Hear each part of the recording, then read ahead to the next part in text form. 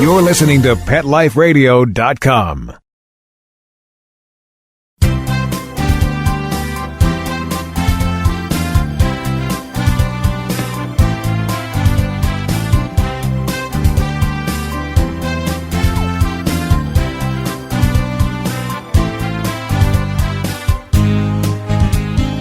And good morning or good afternoon to all of you out there listening to us live here on Pet Life Radio's live Ask the Vets with Dr. Chef. I am your host for the next half hour. I will be having a guest who has been with us before, joining us at some point, having technical difficulties, but she'll be here, Dr. Dani McVety. Anyway, hope you're all having a great day here in LA. As I often report, it is magnificent out there. We're having amazing weather. It's been in the high 90s, low hundreds, but it's dry. It's great swimming weather. However, as we often discuss, it is potentially dangerous for our pets. So be careful out there. Make sure your pets left outside have plenty of water, plenty of shade. Make sure that if you're going to exercise, it's early morning, late night. You know this stuff. We've talked about it before. Before I forget, I want to thank our sponsors, Kong Veterinary Products, who's joined us as a sponsor. We're very happy to have them on board. Prosense, Comfortis, and Trifexis from Elanco Lilly. And, of course, Save This Life Microchip. That will be another topic we're going to have soon. We're going to have Chance White joining us from Save This Life, talking about just ID in general and microchipping. So, as I mentioned, we're here live. So we want to hear from you. If you have any questions, any concerns, anything about your pets, give us a call. You can reach us here live at 877-385-8882. But better yet, we are on Google Hangouts. So if you go online to Pet Life Radio, you click on shows, you go, the drop box comes down, go to Ask the Vets with Dr. Jeff, and you can follow along. There's a link to Google Hangouts where you can actually join us live. We'll see you there. If you have your pet with you, like a little cat or a dog or a big cat or a big dog, go in front of your computer screen. Let's see. You can show me things. You can ask me questions. We can call it Virtual Vet. So we can have you right here. I can help you with your pet's problems, etc. So along with this time of year, as we have just a few more days of June left, and we are approaching July 1, and next Monday is the 4th of July. And if I tell you how many problems we hear about our pets with 4th of July and the fireworks and the noise, and it just freaks a lot of our pets out. First of all, it's common. So if you have one of those dogs, don't be too concerned. One of the things that we do often is that we promote the behavior. Why? Because when we see our little dog or our big dog all of a sudden cowering, hiding under that dining room table, hiding under a chair they can't fit, and we call them over because we feel so badly for them. So what do? We give this them this great attention. It's, oh, you come here, booby, come here. We'll cuddle you. We'll hold you. Well, guess what? That's exactly what they want. So they learn that sometimes, it could start out as real aversion, but they also realize that if they behave that way, they get all this attention from mom and dad and kids.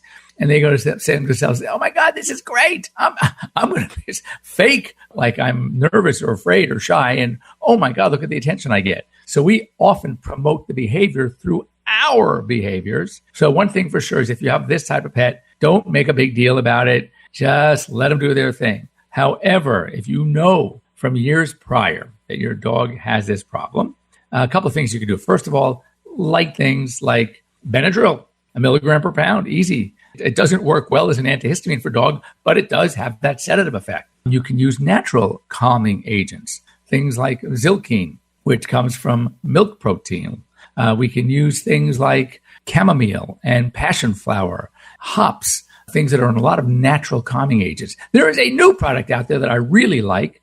It's made by the makers of Zoetis. Zoetis is who brings us that new Apoquel, the anti-allergy drug, which is also amazing.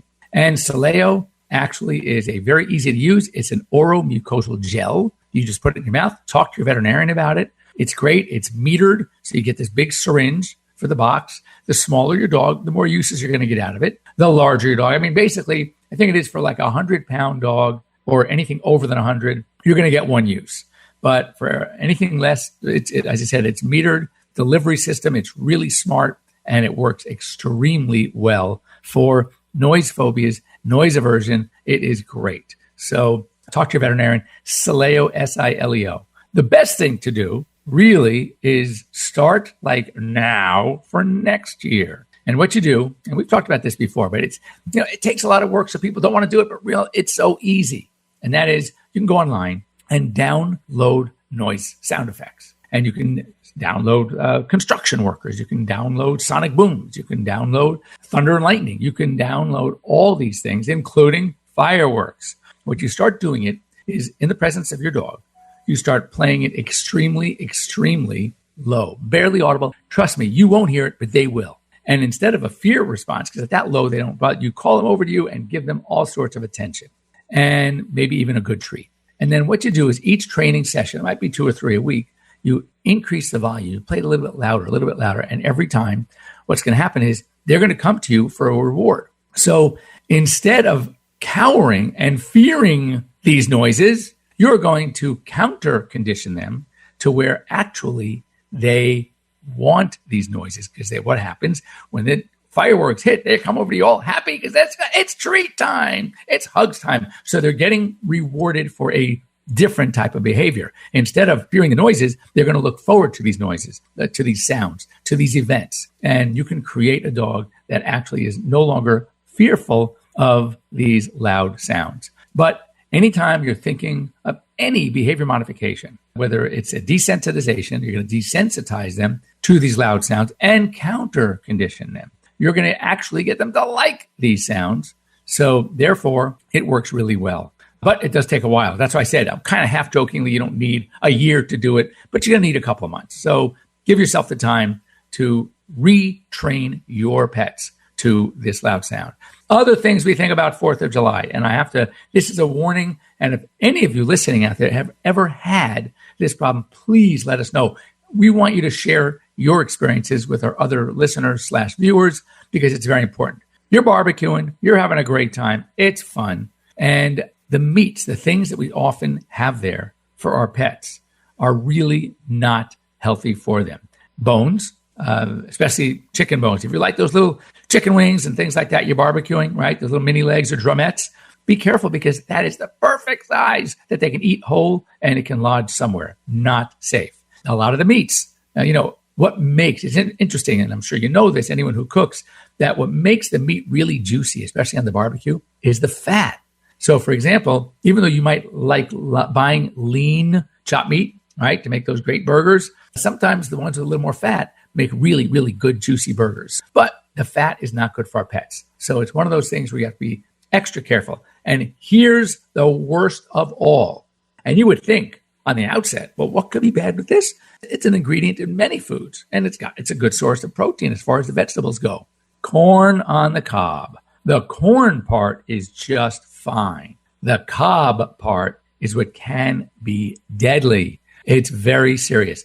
After the corn, right, is taken off of the cob, you're left with a cob that's got about a little over an inch diameter. That, for many dogs, especially the large dogs like my Labradors who love going through garbage, they have so much fun going through garbage. They pick up all these goodies, right? So what happens is they will eat. And what do you do? A lot of times we don't leave the corn cob super whole. We cut them up into thirds or halves. Well, that's the perfect size for these dogs to swallow something whole. And they will go ahead and they will swallow that corn cob. And it's at the beginning, it's just fine. It's going to go in the stomach. And then from the stomach, it's going to get into the small intestine, the duodenum, and it's passing and it's doing great up until things get narrow.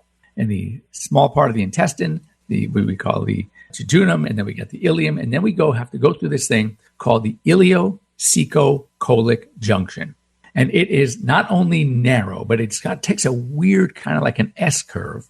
And a lot of times that things lodge in our pet's intestinal tract, that's where they lodge, right there at the ileocecocolic junction. And all of a sudden, dead stop. There's no way that cob is going any further. So meanwhile, what happens? The intestine is trying to push it. It's called peristalsis.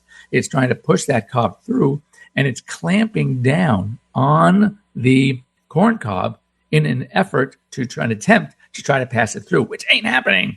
So what happens is we end up with not only a blockage, but severe potential damage to the wall of the intestine, to what we call perforation, where the actual wall will tear, and we have a major medical disaster on our hands that is only correctable through surgery. And sometimes you already have rip-roaring infection because of the tear, the perforation. And like I said, this is just a major disaster. So my advice is, if you want your dog to have some corn, and corn is okay, take it off, take that knife like you do with your little kids, and you peel the corn itself off, let them eat some corn, but make sure you really safely dispose of those cobs. And the same with bones. Meat bones might be okay under your strict supervision. However, we don't want them to be having too much time free with munching on these bones, because it, again, potentially can be dangerous. And of course, before we take our quick break, we have to make sure that we never keep your dog in a parked car. I will say it again and again throughout the summer. Time-lapse photography within minutes, 10 to 12 to 13, 14 minutes, whatever, depending on where you live, where you parked, what the temperature is outside. But a car can get as high as 120 degrees. It's a major problem. So anyway, we're here for a quick break. Don't go away. We'll be back in just a minute here on Pet Life Radio's Ask the Vets with Dr. Jeff. We'll be right back, right after these messages. Stay tuned. It's hard to find time for your furry family member. That's where Camp Bow Wow comes in. All-day play and overnight camp, daycare and boarding for dogs. Everything is included. Large play areas for fun and exercise. Spacious cabins, comfy cots, even live camper cams to watch from a computer or smartphone. Camp Bow Wow offers the best care and is the place to go where a dog can be a dog. For locations and more information, visit campbowwow.com.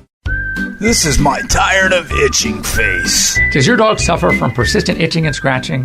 Allergies and skin irritations caused by environment, including pollens, insects, especially fleas, food, and common household allergens are common problems in dogs. It's easy to alleviate your dog's discomfort at home with Prosense. Prosense itch and allergy products provide fast relief from symptoms like itchy, irritated skin infections like hot spots, and watery eyes. Prosense products are veterinary formulated and recommended to ensure the very best for your pet. Try Prosense today. Your dog will thank you for it. Pets love life. Love them back with Prosense. Begging to hear more of your favorite show? Full episodes of all our shows are available on demand. Go to PetLifeRadio.com to fetch our entire lineup of Possum Pet podcasts. Also, dig us up in iHeartRadio Talk and iTunes. Let's talk pets. Live and on demand, only from Pet Life Radio. Let's talk pets Let's talk pets on Pet Life Radio. Pet Life Radio. PetLifeRadio.com.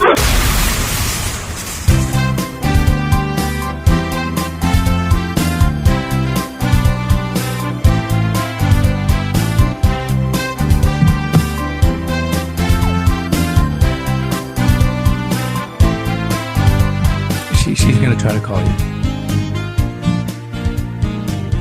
And welcome back. You're here live. We are, again, having our technical difficulties with our guest, Dr. McVety, who's attempting to call into studio. We won't be able to get her live on our Google Hangouts, but our great producer, Mark, will try to hook her up as she calls in.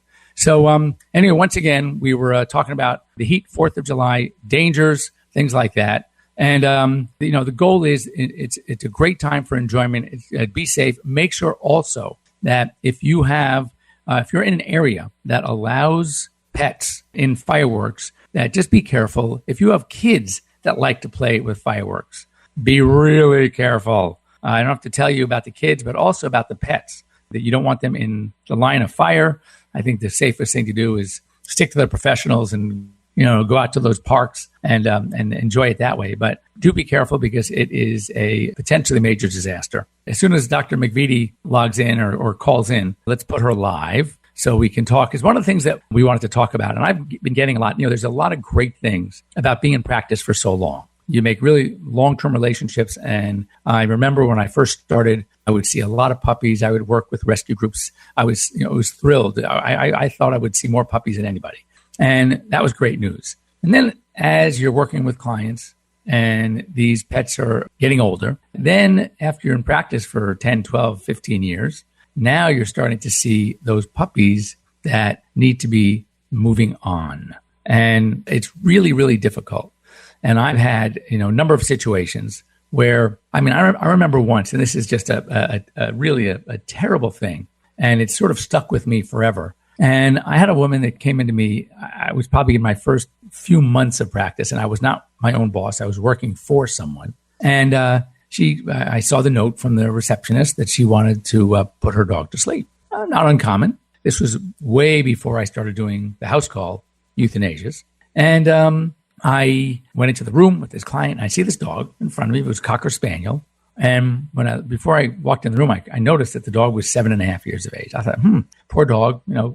Any dog can get cancers, can get tumors, can get really severe diseases. I mean, I had last year, my beautiful Bengal cat at only 11 had something called renal aplasia, and kidneys were totally shut down and failed. And so, it's not that, I mean, it's not common, but as we say in medicalese, it's not uncommon. And the double negatives don't work when you're doing medicalese, because when you say something in English that is not uncommon, that equates to being common. And that's not how it works in medicine. So when we say something is not uncommon, it's not common, but it's not like, oh my God, I've never seen this before and I'll probably never see it again. That's uncommon, something you rarely see. When it's not uncommon, you see it. I mean, it doesn't happen regularly, but you see it. It's no surprise. So I walk in the room expecting to see this dog with, probably flat out. And I see this dog looking up at me and happy and actually looked pretty good. And for a Cocker Spaniel, its ears were even good. And I'm scratching my head looking at the chart. And I said, so now, is there a problem with your pet? I don't see it. It looks great. No. I mean, the problem is I'm moving, and I know, you hate to hear this, and I know that my dog would not be happy with anyone else. He is so bonded to me and attached to me, and I can't take him with me. So I want to go ahead and put him to sleep. Well, I went through all these things, and I could not convince her to the contrary. I offered to board the dog. I offered to keep the dog. We would find a home. We would place. We work with rescues. Oh my God, this went on and on and on. So then I realized, okay, that tack's not working. So what I said, I'll tell you what. When you put them to sleep, and by the way, this isn't true, but when you put them to sleep, I said, it's the medicine hits them, and sometimes they'll twitch and they'll defecate, and sometimes the injection itself is painful. By the way, I was lying. And I said, it's not something you really want to see. I want your last memory to be one of a happy dog. So maybe you should just give it a really big hug and a kiss goodbye, and we'll take care of everything. Thinking, oh my God, that'd be great, because I'll take this dog to the back. There's no way you're going to put this dog to sleep. And anyway, then so what happens is she says, no, I want to be here with the dog. Oh my God. And I'm running out of things to do, because I was just fresh out of school. It wasn't and I ended up putting this not so poor dog to sleep. And it has haunted me for the last 33 years. So it is a really, really, really a bad thing. I see that we have Dani. Dani, can you hear us? I see Dani, but I don't hear her yet. She's going to hopefully chime in when her sound is on.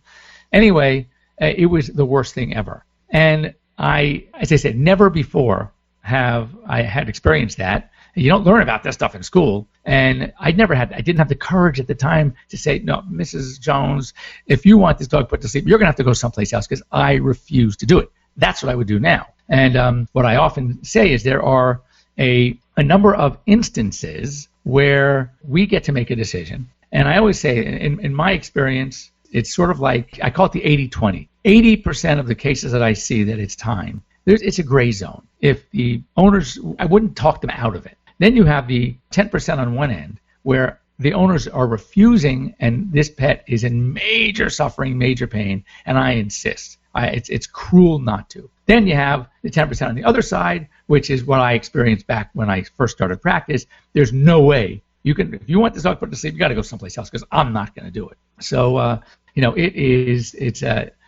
rest is a judgment call. Dani, I see you there. Are you there? Can you hear me? Dr. McVety, she's been on before, and I really wanted her. Maybe it's not a bad thing, because I can prepare anyone there to call in, because this is really a touchy situation. But when I first met Dr. McVety, she had just started a company. She graduated veterinary school from University of Florida, and she, one of her best friends also from University of Florida, started a company called Lap of Love. And when I first heard about it, I was shocked, because what do they do? All they do is hospice and euthanasia, home euthanasia. Now, again, as a general practitioner, one who, as I said, been doing this for years, and one of the most exciting things for me are the relationships that I develop with my clients, where I have clients literally that I've had for years. In fact, I started my morning, I was out in the studios, the KCBS, KCAL, that's Channel 2, Channel 9 studios here in LA, doing a segment on summer safety with the weather person. And who's the weather person?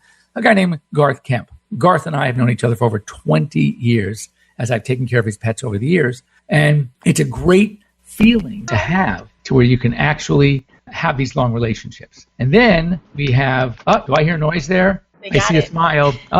So Dani, I'm playing you up here. So one of the things we're going to do, because this is such an important topic, and I've had, unfortunately, in the last couple of weeks when I first contacted you to come on and join me, a number of situations, and it's such a weird thing where my first story, I don't know if you heard it, was putting a dog to sleep that I did not think needed to be put to sleep, and the owner insisted not only on my doing it, but being there, so I couldn't even convince her that it wasn't something she wanted to see, even though, so I made it look like such a terrible thing, and yet she insisted, and it's haunted me ever since. So now I'm talking about what I want to talk about, and I don't want to give you the less time than we really need for the subject, because I really think it's a great subject. And that is that when to say goodbye, how to say goodbye.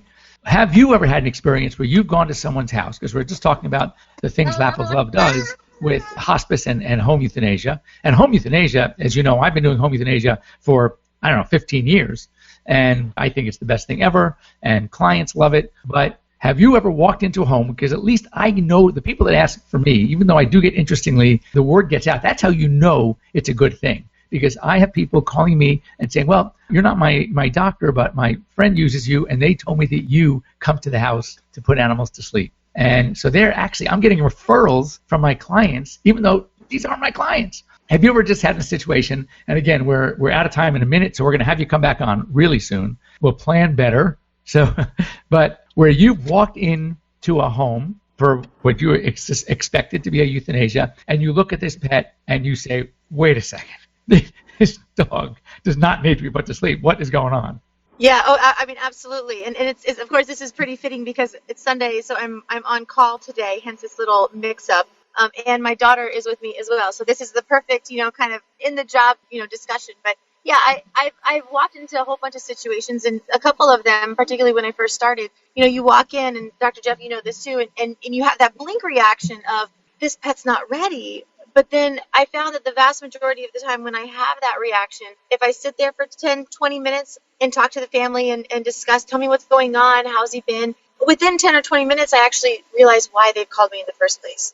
Sometimes that pet can have a burst of energy right when I walk in, but then in 15, 20 minutes, you realize that when they settle back down, they are in a lot of pain, and they aren't comfortable, and they're not interacting with the family. And then we talk a little bit more about what the options are. But yeah, I absolutely have had those situations, just like every veterinarian has, where you are simply not going to do it. And there's not one person on the face of this earth that will ever make me deliver that medication when I didn't feel that it was the best thing that we could possibly do at that moment. And a couple of times when I haven't felt that it was the best thing, and I like to say the best thing instead of the right thing, because who knows what's right, could be right in many different ways. But when I have felt that it hasn't been the best thing, then I have left 2 homes with animals on my laps. And, if a family's calling me for a euthanasia and I'm not willing to do that, then I am going to be willing to help them. And that doesn't mean leaving that pet in that same situation unless the family wants it, and they just really wanted me to talk them out of it, which has absolutely happened as well. But if the family just can't go on, which that can mean many, many things, and they are requesting euthanasia, then it's my responsibility as a doctor and as an animal advocate to discuss the options. And if euthanasia is not one of the options that's best at the time, then I will leave with that pet on my lap. Absolutely. So I've done that twice out of a couple thousand, very, very rare. But just like you said, the people that request this type of service are amazing pet owners, and they love their animals. Not to say that's the only way that they love their animals, but I see a clientele that the pets are family, period. Like that's the one thing, that the pets are family. So I don't see a lot of the difficult situations that I saw doing emergency medicine. Those are the ones where the pets weren't taken care of and that kind of thing. But again, that's a whole nother discussion. Right. It's interesting. You mentioned what you just mentioned is so true. My last house call euthanasia from a non-client was about 3 weeks ago.